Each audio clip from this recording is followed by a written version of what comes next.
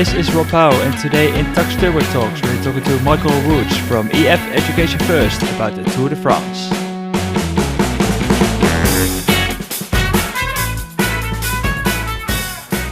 It's Monday the 22nd of July. It's the second rest day of arguably the most entertaining Tour de France in years.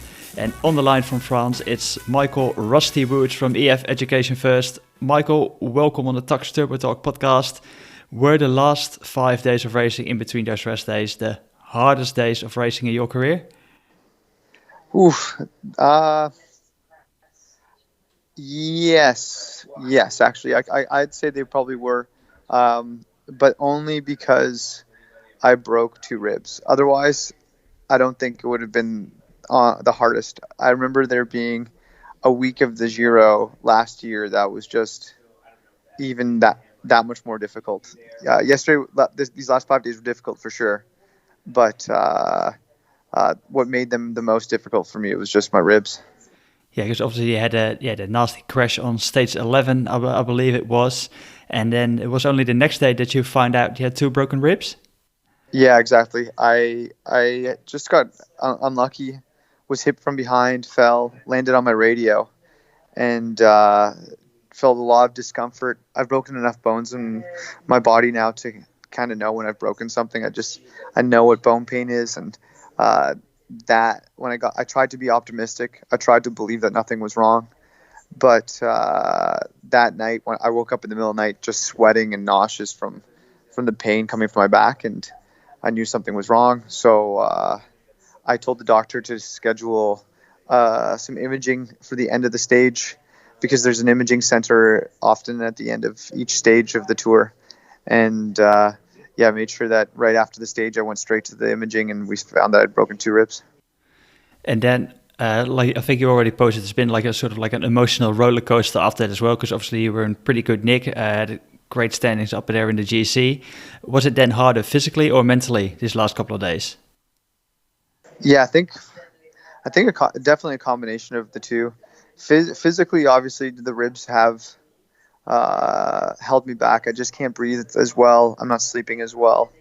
But mentally, certainly it's been a big obstacle, just because I came in with such high hopes, and then just being limited and knowing how good I felt prior to these crashes, and knowing how high my expectations were, having to reset them, refocus, and just kind of keep on going has been one of the harder aspects of this race for me. And do you then still surprise yourself? Maybe like yesterday when you're in the breakaway, going for such a long time, fighting it out till the end? Yeah, exactly. I think that's where I think I'm starting to have some success mentally. It's just I have been able to kind of refocus, reset my expectations. And I was really proud of myself for getting in the break yesterday. That was something that's been pretty difficult, especially the starts for me in the last few days have been very, very hard. It takes me a while to warm up, just loosen up the ribs, get my breathing going. All those things are difficult, particularly at the start. And so to have managed to get in the breakaway and then survive for as long as I did, obviously I didn't win, but I was proud of myself for getting that far. And also, I think it's given me some hope for the Alps, and hope that maybe I can get that much better that I could even be competitive again. So what are your hopes for the next week? Is it do you have the freedom to maybe chase a stage win, or maybe you have King of the Mountain ambitions? What do you think yourself? Definitely the goal would be a stage win, but the big goal is going to be trying to move Rigoberto Uran up in the GC and go after a stage win with him. Obviously, I don't think I'll be at 100% even by the end of this race.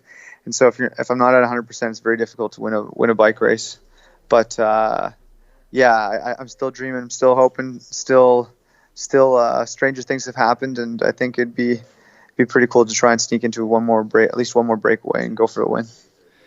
How do you reckon, because obviously I think it's getting quite hot there in France at the moment, and you guys going to have some climbing well over 2,000 meters, so on a high altitude.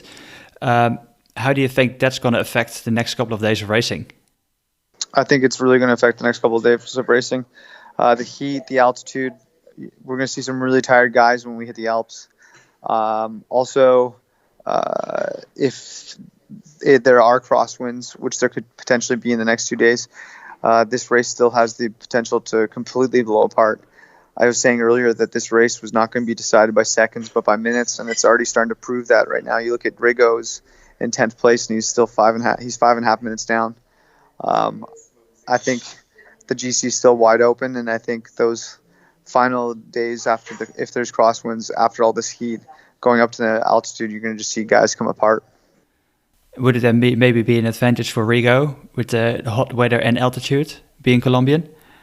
Yeah, for sure. And also with Rigo's style, he's very relaxed. He hasn't burned too many matches early on this race. He's been very, very calm and hasn't wasted a lot of energy. So hopefully that conservative approach will pay off for him in the final few days.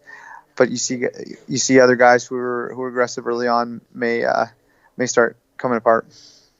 And how's the mood in the team? You all still pretty relaxed, just playing a lot of Uno on a rest day like this? Yeah, certainly. We have a good group of guys. We had a pretty tough first week, particularly losing time in the crosswinds, losing TJ to a really bad crash, and then me having some crashes as well. But everyone's super professional on this team. We've got a group of real champions. Every guy on the team has won bike races. And I think we're all good at learning from mistakes and then moving forward. And that's what you're kind of seeing us do now. Rego performed so well in the time trial a few days back. And then all of our guys are just kind of have been really active in breakaways and active in the race. And I think we're going to continue doing that and ideally get that stage win that we're hoping for. And we probably also need to talk a little bit about the past, because you've obviously been an athlete, as a lot of people obviously know, a high-level runner. Does that experience that you gain in that sport somehow translate to cycling now in these stressful situations like in the Tour de France? Or yeah, for sure. I think I'm really lucky to have done a lot of sports as a kid. My parents put me in a number of different sports, and obviously running became my first love. And through injuring myself, I found myself getting into cycling. But the advantage of me doing so many sports as a kid was the fact that I was able to see a lot of similarities between different sports and apply them to different sports. It was almost like this cross-pollination. And now there's certainly a lot of things that don't translate from running to cycling, but there are a lot of things that I learned over the years as a runner that apply to my racing today, particularly the ability to just make good decisions under extreme duress, to really focus mentally. Running a good 1,500 meters, for example, requires extreme mental focus, and that's something that really applies to cycling. Yeah, I was just wondering if there are like certain mental tricks that you have then when it's getting so hard for yourself that you probably just want to stop. Do you fool yourself in some way, or? Yeah, for sure. Both running and in cycling, I really try and break things down. If I think when I was a runner, for example, if I thought of a race in its entire, let's say if I was running 5K or 3K, let's say I was running 5K, if I thought of the race as a 12.5 lap race, I would do terribly. But if I broke it down into 800 meter marks, it'd make a huge difference. And that's what I do on a lot of climbs now in bike racing. If I think of the climb, like the Tourmalet, for example, as this 18-kilometer climb, I'll want to give up right away. But if I'm able to break it down and just get to K17, and I celebrate the fact that I made it to K17, then I'm able to break it down and think more positively. And then after getting to 17, because I'm proud of myself for making it to 17, I think, okay, let's get to 16. And it's just those little mental boosts of succeeding and not looking at the goal as an entirety that enables me to often get through these big climbs. And do you try to teach that to your teammates as well? I think a lot of my teammates do that already. So many guys on the team are such strong mental athletes. You have to be a pro cyclist. And sometimes the things that work for me might not work for another guy. So often, you just try and, at least I try and just listen and see what their tips are. And then I just make sure I use what works for me. And obviously you started quite late at cycling, like you already said, like just after you got injured in running. I think you turned pro age 26, now making your Tour de France debut age 32.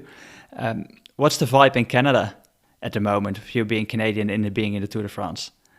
Well, when I was in the top 10 in the GC, it seemed like the entire country was behind me. It was a real high, and I was really enjoying that experience. I was receiving so many messages from back home, a lot of media requests. It was overwhelming, really, and it was really special. Now that I've kind of slipped out, I feel like I'm still getting a ton of support from back home.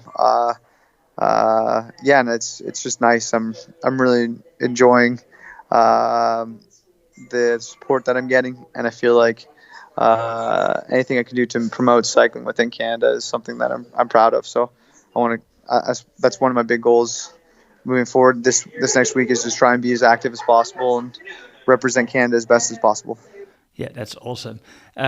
I'm going to move into the Tacx Turbo Talks fan question of the week. Each week we've got a fan question coming in, and this week we had heaps of questions coming in, and also a lot from Canada. So it definitely shows that that's all alive there. So we picked up a question from Alex Wilkie for your Instagram, and he wanted to know, when will you be back in Ottawa, and can we go for a ride? Well, that's still up in the air, but I know I'll be back in Ottawa prior to the Montreal and Quebec Grand Prix. I love Ottawa. I'm a proud Ottawa boy. And for sure, I'll try and get up for some group rides when I'm there.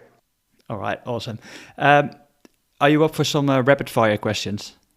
Go for it. Yeah? All right. Preferred mountain range, Alps or Pyrenees?